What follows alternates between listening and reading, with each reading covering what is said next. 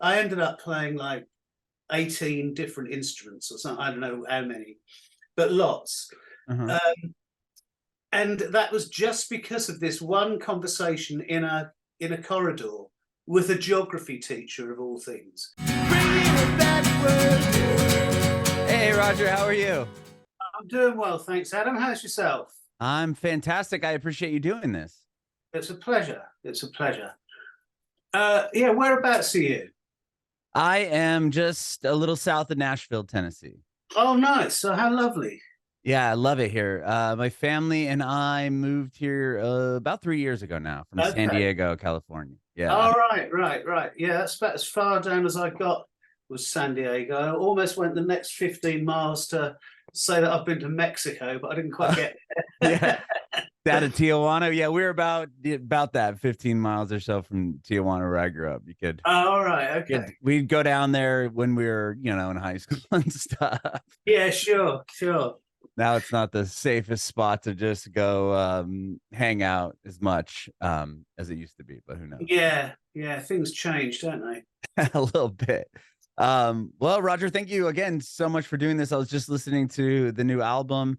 All I right. love that. Yeah, I love that you have your daughter on one of the songs. Yeah, isn't she great? Yeah, it's a great song. We work together a lot, Cecily and I. Both of my daughters they've got such lovely voices, and they occasionally work together or sing together with me. But Sis is the one that's decided to go more into the art world. The other one's a psychotherapist. So, oh wow, if you ever feel yourself going crazy, I could give you her number. I might need it. I might need it right after this call. Yeah, let's see how we get on. Yeah, well, not because of you. I could use it now, to be honest. Right. But no, Sis is she's such a lovely person to work with. She's really, really funny, extremely bright, and has always got a really good angle on things. So in that particular piece, I'd kind of envisaged it as another string piece, rather like the one that starts the album, Chordal Drift, in that sort of mode. And I thought I finished it, but then realized this could really be like a little gem. So I got Sis involved, and she wrote the melody. A friend of mine wrote it. It comes from a poem of his, was the first line, and she wrote the rest to suit her very meandering style of singing on that, which I absolutely adored, and I really like that. It makes a beautiful little cherry on the cake, doesn't it, in that record? Oh yeah, it's a really, really great song. Well, thank you. Well, I appreciate you taking time to hang out with me today. First off, where were you born and raised? I think you're born in England, correct? Yes, that's right. I was born in a little town called Woodbridge, which is the setting was beautiful, actually. In fact, strangely enough, I was there today to get these glasses. Look, these nice neat glasses. I like those. Oh, thank you, Adam. Brand new, huh? Yeah, so yeah, it's a sort of idyllic upbringing, actually. There were American Air Force bases very close by. This is sort of during the Cold War, which and these bases actually carried nuclear weapons. So it was a bit of a strange atmosphere if you thought about it too much. But that was my so I played with American kids and what have you, and it was a very, very peaceful place for a child. And my parents were great. They were both working class. I was born in what you'd call social housing, council house it's called in Britain. My dad was a mailman, a postman, and my mother was she was a dinner lady and did bits and pieces. They were by no means well off, but they were extremely caring and remarkably enlightened, in that they gave a room of their house to myself and my younger sister. I've got she's 2 years younger than me. and we could do whatever we wished in that room. I mean, literally whatever we wanted. There was a sand pit in there, a piano that we could just beat beat the Jesus out of. We could write on the walls, tear the paper off, you know, really. That's amazing. Experience. And the remarkable thing was, you know, they didn't read a single book about the best way to bring up children, but they kind of hit on it naturally. I was gonna say that's a great. I wish I had a room in my. I should make one in my house that I could just let my kids go wild in. Yeah, it's a good idea. It really is. Yeah. I mean, actually, because then they're doing their thing and you can do yours. Right. Yeah. Go to town. Do whatever you want in this room. Yeah, exactly. Yeah. So it was a great place. I joined a brass band when I was about 13, which I really enjoyed, and that gave an idea of, it's a sort of folk music, brass band music, isn't it? And it gave me as a young person the experience of working with much older people, because in this band there were people in their 70s and wow. You know, there was a great range of things. So socially it was very, very useful. And was that, did you start on euphonium? Is that what I saw? Is that the first instrument? Yeah, Yeah, the very first instrument that I started was cornet, like like trumpet. Okay. Kind of small cornet, trumpet rather. Yeah, it's which I still have. I changed to euphonium just before I went to music college, and very quickly found out that a piano is much more useful than a euphonium. But prior to the euphonium, you said what was that instrument called? I'm sorry. And how old were you? Cornet, cornet. Okay, cornet. Okay. Yeah. And you started on that at what age? What happened was that I went to at that point in history, which it now is, there was this thing called an 11 plus, which is an exam that everyone took unless they went to what you would call private school, but in Britain it's called public school. So, you know, where your parents pay for you to go. Yeah, a great deal of money to get, I don't know if you can call it an education. Anyway, but most other people had to take this exam. And that meant that the day that you took that was going to alter your life, frankly, because if you passed it, you got a job like in white collar, you'd get a job in an office or a bank, or, you know, some kind of administrative generally job. And if you failed it, you'd lift heavy things for other people, like you'd be a manual worker, like you'd carry fridges around and things, you know, whatever. It was really harsh. So and at what age? You said 11 you're taking this 11 class? You took that, oh my gosh, that's that's so young. It's just terrible, isn't it? Oh so my anyway, God. I failed this, and I cried because I knew ahead of me was going to be this this life of labor. I mean, I didn't want either. I didn't want to work in an office. Believe me, that, you know, I didn't want any of that. But I also didn't want to carry, you know, just do some mundane kind of dig ditches or something. Exactly. The manual labor. Yeah, of course. And I swear, you know, I've got no snobbish area about that to me. I mean, like I said, my dad was a postman. You know, we come from that background. I've got no elitism at all. It's just that I didn't really want to do that kind of thing. Sure. So after I'd cried, my parents didn't care either way, really. All they wanted me to be was happy. Genuinely, that was what they wanted. They saw that I was very upset through this failure.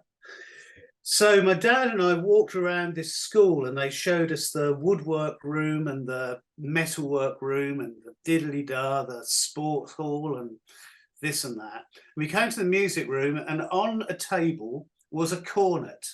There were a few instruments laid out, and I picked that thing up, Adam, and I blew it, and I made a note out of it. And I swear to you that was at that point I knew what my life was going to be. Wow. And that's it. I'm going to become a musician. It was as clear as that. And that's what I did. So the time I was at school, I basically ignored what I didn't want to learn, which was most of everything. Right. But was very interested in these weekly music lessons. And as I said, I then played in a brass band and what have you. Uh-huh. So come at the end of the school, I don't know how long I was been there. What do you leave at 16 or something? Yeah, something like 4 years I've been there. You start at about 12 and leave at around 6, something like that. And you have a person called a careers officer, and they come around and say, what would you like to do? And I say, I don't know, I guess I'll just become an electrician or work in a butcher shop or something like this. And the man, I happened to be walking down the corridor and the geography teacher was there, and he said, what are you going to do? And I said, well, look, I really haven't got an idea. And he said, well, have you he played tuba. Have you ever thought about going to music college? In all the 4 years I was there, no one had ever mentioned that that was a possibility, because at that school you just weren't assumed that you'd go on to any sort of higher education. Like there would be no no college, no university. It was just you were there and then you go and get a job. You'd like learn a trade or something, or you once you finish, you just go to work. Yeah. So after I found that out, I just took an audition, got into the college that I went to. I looked into 2, but once I got into one college, I didn't bother about the rest. And from then on, I mean, I was in heaven, because I was just all of my time was spent involved in music. So I joined as many bands as I played in a punk band, a German umpire band, virtually all the orchestras in college, folk groups, rock bands, the whole thing, and I'm teaching myself all different instruments. So I ended up playing like 18 different instruments or something. I don't know how many, but lots. And that was just because of this one conversation in a corridor with a geography teacher of all things, because he just gave this, he told me that such a thing as a music college exists. Can you believe that? And that was the turning point, because the first turning point was getting a noise out of an instrument, and the second one was this person saying, well, you can develop this. And I mean, talk about luck, eh? Yeah. Wow. Well, I'm just curious. So that was the first you had heard of, going to music school for music at that point. Yeah, exactly. Well, your brother is another, successful musician as well, but he's what, like 10 years older than you? He's quite a bit older than you. He's right? 11 years older. Yeah. Okay. Right. So was he out of the house and everything at that point? Oh, like, yeah. Gotcha. Yeah. So you probably didn't. My sister's 11 years younger than me, and she doesn't even really remember me living at home at all. So it's like I was kind of trying to put that together with probably you and your brother. Yeah. It's just such a big wide gap that it's a very, very similar thing. The only advantage with having him having such an age difference was that he had already shown my parents that it was possible to make a living out of music. Because you've got to bear in mind that he was in Roxy Music, and they were a successful band. Of course, So that kind of, I think, rested my parents, which could be trepidation. What do you mean? Why don't you get a proper job? From memory, that wasn't. I wasn't troubled by that. Because they then saw that the arts could pay. You could make a living out of them. Okay. Yeah. Because he's quite, like you said, 11 years older. So I was just thinking about back to like my sister and I's age gap, that it was so big that, we have a good relationship now, but growing up, I mean, we weren't very close because the age gap was so big. No, it was slightly different with my brother and myself, because although this is a bit later, when I was in my teens, I'd go and stay with him in London. So this was the height of glam rock, So it was quite an exotic place to go to. So we kept in touch. He was always a good brother, but just by nature of the age, there was a big distance. but we'd meet up, and as I said, I'd go and see him in his flat in London, what have you. But that we were close, but we really got close when we recorded Apollo together, which was Yes. in 1983. So I'd have been, what, 24 then, and Brian Okay. then 35, I guess, wouldn't it? Yeah. Yeah.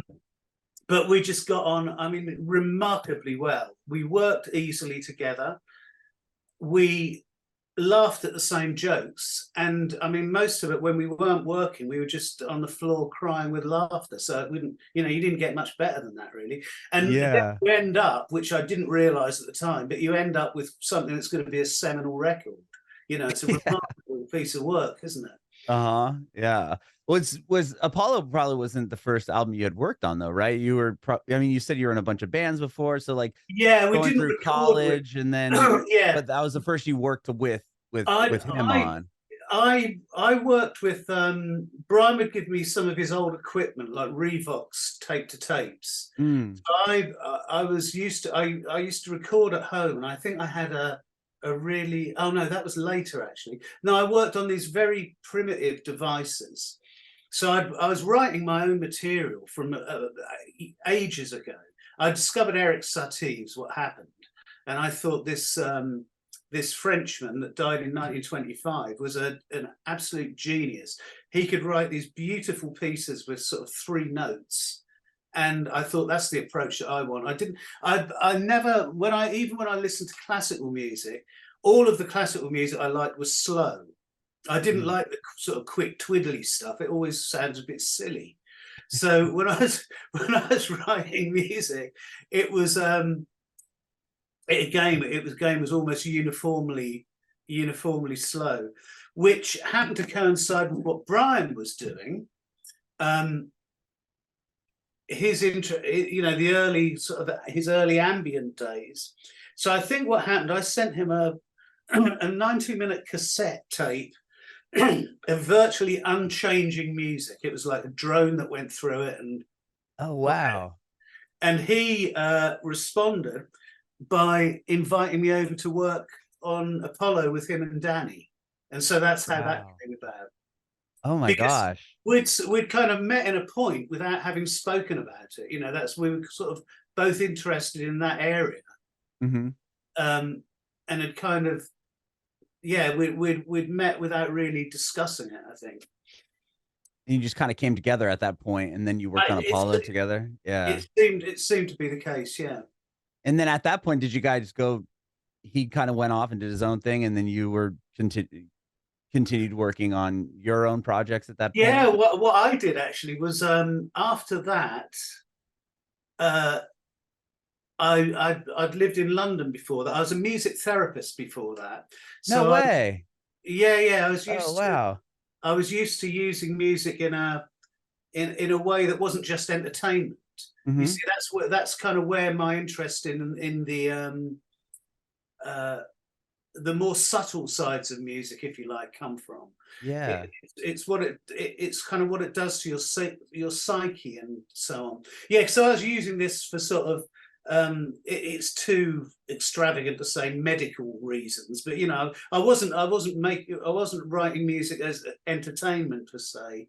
Mm-hmm. So that would account a lot for how Brian and I ended up in a similar place, because he wasn't doing it for entertainment either. He was doing it for music that you could just think to and Right. sit in, you know. So there were obvious parallels there.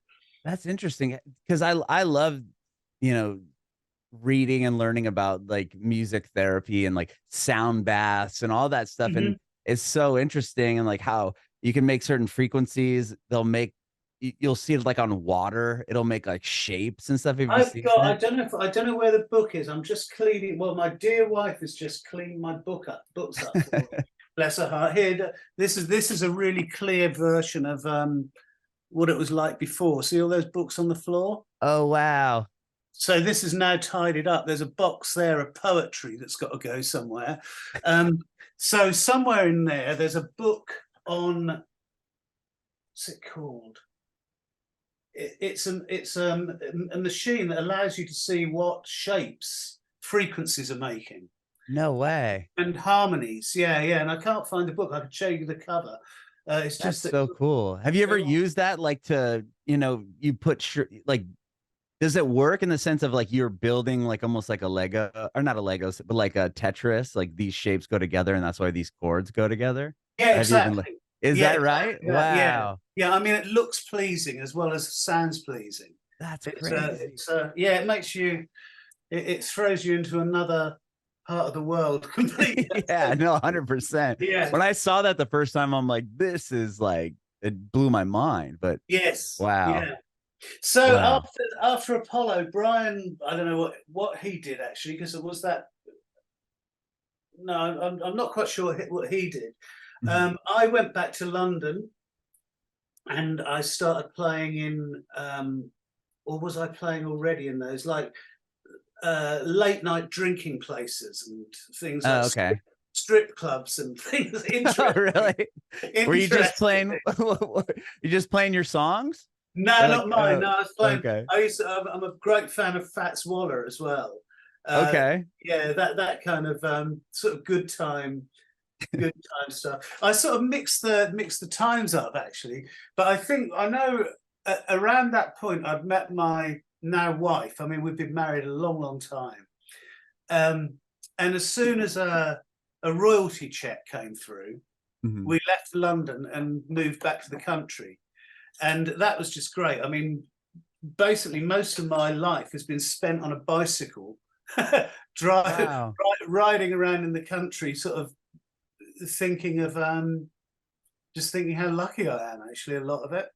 So That's amazing. I'm envious of that because you didn't have to tour really as much and do any of those no, type of things. no, See, no, that's the life I would want to do. If I was, I mean, I think it's cool that people can do that, but I'm just such an introverted homebody that I would like yeah, to yeah, yeah, bike no, around. I mean, that's such a cool it is, way to do it. it's great, isn't it? Yeah, no, I'm extremely fortunate. And so now when I tour, this is which I really like as well. I've been doing that for decades, really, Mhm. literally decades.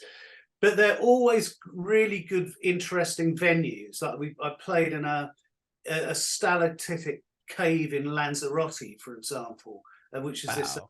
in the Canary Islands. I played in a disused abattoir in Spain, a monastery somewhere. They pick these fabulously off the wall or beautiful places. That's so cool. Yeah, it's fabulous. And your So music would be such a cool, like immersive experience in that type of yeah, environment. exactly. Yeah, Wow. you've got it. Yeah, it's a real joy. I mean, honestly, I've just been utterly blessed. It's fabulous. I So cool. must have And been really good in a past life, I think. oh, yeah, I mean, you've put out so many albums and you've also worked with so many big artists and just Sure. over the years, just kind of, I mean, it looks like just going off of your discography, I mean, you've put an album out like almost every year or every Yeah, other year since, the 80s, right? Like yeah. 85. Yeah, I can't remember how many of I done. What, about 25 or something, isn't it? Yeah, it's so impressive. Excuse me, Adam. I've got a bit of a cough going on here. Oh, no worries. But it's to me, it's like um, what am I trying to think of? They're almost like mementos, about the stage of your life where you're at, Mhm. which I like. I quite like the idea of that's a way of sort of documenting, or at least saying, well, I've been here.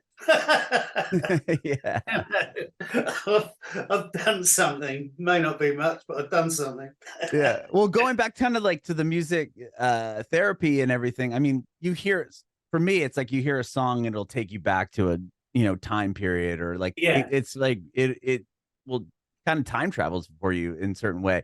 Like when So you hear certain albums of yours, do you remember like will it bring you back to like, oh yeah, this is like this timestamp of my life? certainly it does. And sometimes, very occasionally, you think, well, I wonder if that was the right thing to do. Oh. But because some things inevitably date them, like technology would date Mm. a sound, for example. Um, so sometimes some of the sounds I hear, I think, oh, that sounds a bit kind of passe, really. Yeah. bit Well, crude. well, when it goes, I mean, like I said, you worked with like David Gilmour like in the past like Mhm. 5 or 6 years. I mean, you've done so many albums, and going into like COVID, you know how a lot of musicians were like, oh my gosh, I can't tour. Like that was their whole livelihood. For you, Yeah. were you able to take that time to just really I mean, did it affect your writing at all in a sense of like, No, no, or is that it that was just it, that what was you a were used to? yeah, oh, completely.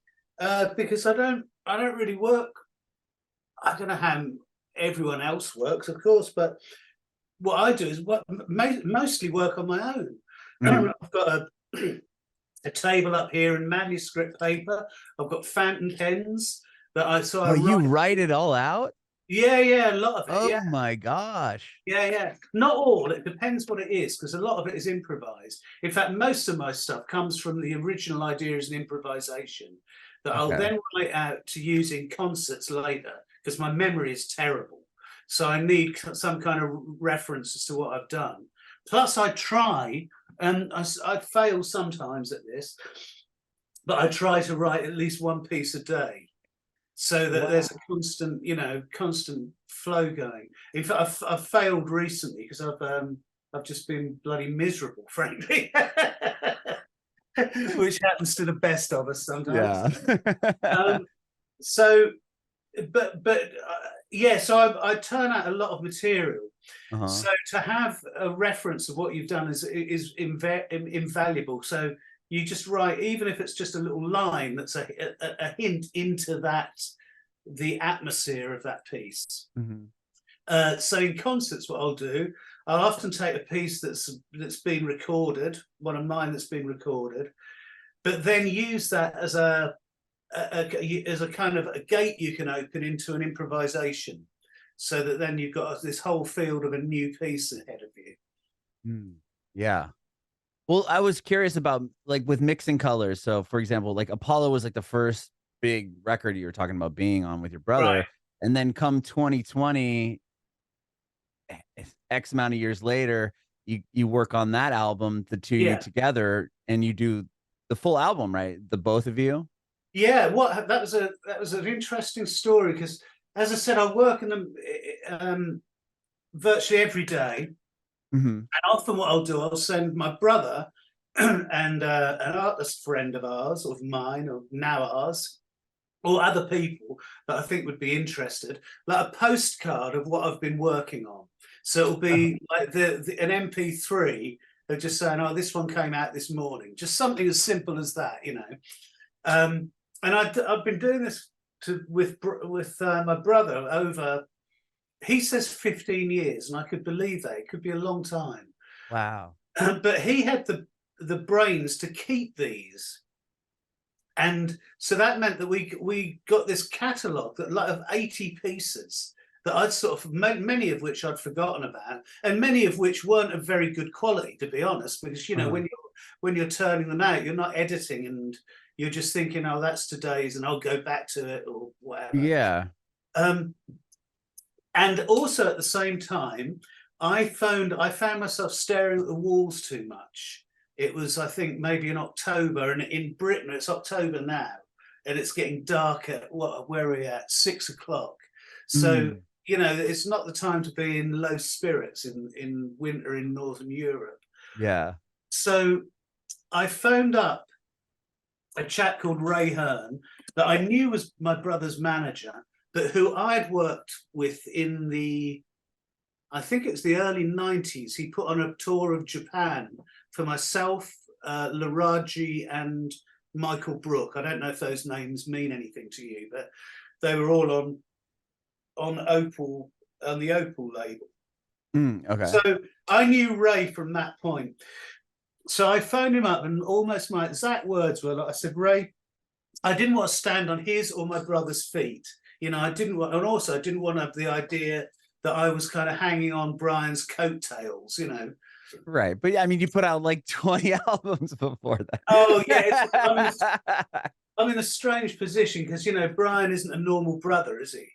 Like, I Well, mean, you know, you I'm sure get he's a it. normal brother to you, but I mean, he is a big, a big deal when it comes to Yeah, the exactly. industry. Yeah. So I said to Ray, do you know of a manager that would be interested? Because I thought him being a manager, he had no other managers. So I Sure. said, do you know of anyone that would be interested in looking after me? And to my utter joy, he said, I will. So what that meant, Adam, that I'd hit gold, because you don't get better than this person. So this was at just the point when Brian had collected all these pieces that I'd sent him over the years, just as kind of out of friendship, you know. Like I said, I view them as postcards. And it was when Ray wanted to get us a deal, us being Brian and myself. I don't know if he was thinking about Brian individually to start with. I don't know what happened, but it was with Deutsche Grammophon. So that's how Mixing Colours came out. We were on a label that Ray wanted us to be on. Ray is an extremely acute and very pleasant and cultured man. He's a really good fella. And he knows what tactical directions to take, if you see what I mean. That's how that all came out. Those things came into play, and that's how Mixing Colours was made. So basically, I did all my part in my studio, which is where I'm speaking from now. Mm-hmm. And Brian did all of the post-production and adding and the MIDI work and what have you in London. So I don't think there was one point during that recording process where we were actually in a room together. Oh, wow. And that was like the COVID time too, right? I mean, Yeah, the mix of yes, 2020 yeah, and all that yeah, stuff exactly. too. And which, and again, terrible to say, but that a lot of people found a great deal of benefit from that album, just because, you know, people were in a terrible place there. Mm-hmm. No, 100%. So that, you know, it's got a lot of people have got lots of good, I was going to say good memories. I don't know if that's quite true. Lots of memories of that record for Yeah. a period, you know. And you got to do a show with him, right? For the first time a couple of years ago? It was great, yeah. And my daughter was there as well. She was singing in the Acropolis, which Wow. It looks like a beautiful venue. I saw some photos from it. It's extraordinary. I mean, it was sort of beyond. Like I said, I played in great places. You know, I played in the what do you call it, the Royal Festival Hall in London. Mm-hmm. I can't remember where in the States, but you know, good venues. But when you get to play in a place that kind of founded Western civilization, you're on a different level, aren't you? 100%. That's yeah. It's remarkable, and it was such joy. I mean, having there's a really great film made of us playing there. It's a German film crew, and my God, did they know what they were doing? And there's a point where I introduced my daughter, and I can't keep my tears back. I mean, the feeling of pride was so immense of performing with her. It's just such a great thing. That's so cool.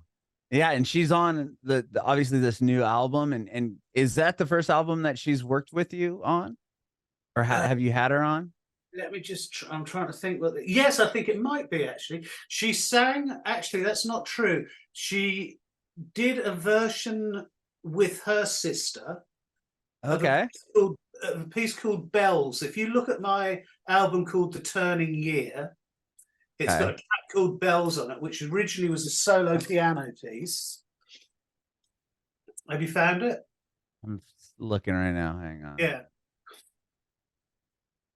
If you look on an album called Rarities, which was kind of outtakes of the sessions from The Turning Year, mm-hmm. there's one called Bells Vocals, and that's got my two daughters singing on it. So in a way, she has been, but again, it was kind of at a distance. Okay. Have you found that? You can find it on YouTube quite easily. I'm trying to find it right now. Yeah. Yeah, if you put Roger Eno Bells and then vocals, those two, my girls will come up. Well, they're not girls; they're 28 and 30. Oh yeah, I found it. So there you go. So kind of yes, they did work with me, but no, they didn't. Yeah. So this is the first time they were on the actual record. Sure. or actual album. Wow, I'm gonna have to watch this. I just bookmarked it. There, two of them are standing next to each other in the That's right, video. exactly. Yeah. Oh, it's a beautiful spot. You guys shot the video too. That's yeah, and also great filmmaker Dave Meyer is really a good man. And it's a forest near us called Dunwich Forest. And Oh, it's okay. Yeah, it's a bunch of beautiful trees yeah, and what a exactly. cool atmosphere. There you go. Well, going into this new album, and just because you work so much, was this any different? I mean, aside from having, your daughter on the album, or going into this, was your mindset different, or I guess just talking about this album and going into it? Yeah, I wouldn't say it's different. What I knew what we had. I had a good idea of what we were going to do. I'd kind of pre-worked, I had all the pieces worked out. Mm. But the great thing is what working with Deutsche Grammophon has allowed is extremely high quality instrumental players. Like they're kind of members of if not the Berlin Philharmonic, that sort of level of Wow. I can't remember what orchestras they're in, but I mean they're like the peak players. So that means that I can get a sound that I've always really liked, which is a chamber orchestra. So smaller than the symphonic. Mm-hmm. It's much closer. It means that people can work more intimately with each other. So you can get a kind of sorry to use the word again, but a more intimate feeling. Yeah.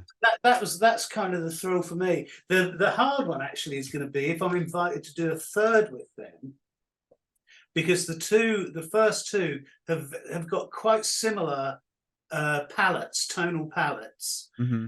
except that I asked a friend of mine to put electric guitar on it. It's a really great. So it's got ebow and whammy strat and these kind of effects, and also Christian Badzura, the producer. He added some really tasty synth touches to it. I mean, he's got really good ears. He was in England for 10 years, in Liverpool. He Mm-hmm. speaks perfect English. He's got a British sense of humour, which really makes it easy for me. Yeah. And at perfect pitch, he's a very good musician as well. So he cut loose a bit more on this. So it's going to be the third one. I think might be hard, because I don't feel I could use that palette again. It's got to be somehow adapted. Sure. So this second one, I was quite happy to go along with almost a similar sound, but slightly adapted sound as the first. But the third, I think people think, hang on a minute, it's done this before. It's what because I mean, you just released the album like a week or two ago, not even 2 weeks ago, and you already you're planning ahead for the next one. Well, it's worth thinking about, don't you think? Yeah, no, 100%. I'm sure you've had it done and you're like 5 steps ahead, but yeah, it's just funny like to hear you say. if you're a car designer, you see all your cars all over the road. You're not going to you're going to think for a while, oh, that's a really good design of a car, but what I'll do next What time else can I do? yeah, Right, there you right. go. Yeah. Oh, that's awesome. Well, so are you gonna work with that's when you work with that, they weren't a symphony, but that group of people, chamber group, chamber group, are you with them in the room, or do you oh send yeah, them a track? yeah. Okay. Yes, no, I'm there. I go to Berlin I went to Berlin to record those two. A couple of tracks were recorded in different places, but with that group, it's in this fabulous studio on the outskirts of Berlin called Teldex, and their thing is they've got like vintage Neumann mics and amps. And Oh wow. One of the great blessings in my life is because I play solo piano. Mm-hmm. I can't take a piano on the plane, so they have to. Everyone has to supply an instrument. A piano, yeah. And these are like the best instruments in the world. They're Steinway concert Ds. They're 8 feet 11 inches long. They're just immense things.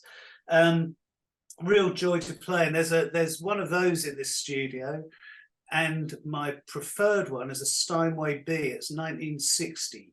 Something like this. So it's a vintage. It's beautiful, just a beautiful instrument. it's much more subtle in a way than the instrument, the bigger instrument, which is kind of manufactured to compete with a symphony orchestra, you know, tubas and cymbals and bloody great things like that. So yeah, I'm very fortunate in my life. I can stop there actually. Yeah. Wow. Yes. So how many people do you, when it comes to this album, like having like all the people that are in it or work on the album, you will have them, you'll work directly with them. It's not like a file shared, then they Oh put their no, piece no, no, on. no. This is I like the idea of humans mixing with each other. Yeah, 100%. You know, a lot of the scores that I write are kind of designed so that the players have to figure out how they're going to communicate with each other.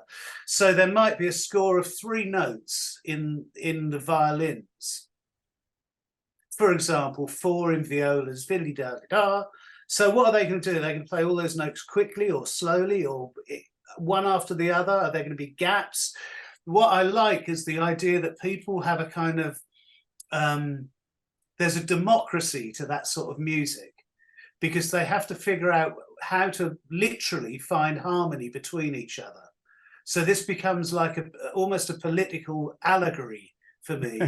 So that, you know, and you know when you've got harmony because you can hear it. Yeah. And so you send it over there and just kind of see what they're going to do with it. In that sense. And yeah, that's right. And if it doesn't work, then it's ditched. But if it does, if it does, then it's I find that as a kind of sort of heartwarming, seeing humans getting on together, frankly. Yeah. I love that. That's so cool. Well, Roger, thank you so much for taking time to chat with me today.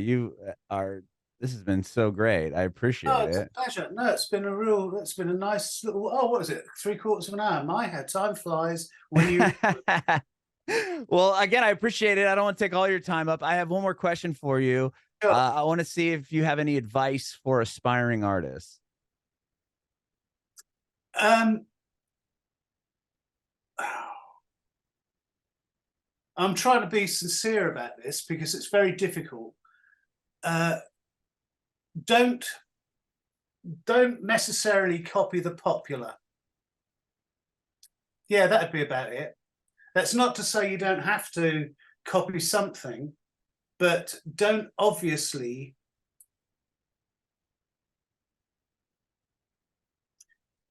follow what's in the charts at the moment. That's probably the better thing. Think what was in the charts 50 years ago. Take that as a kind of starting point, and then make it sound like something that's happening now. That might be better advice. Or just do anything you love and steal from people.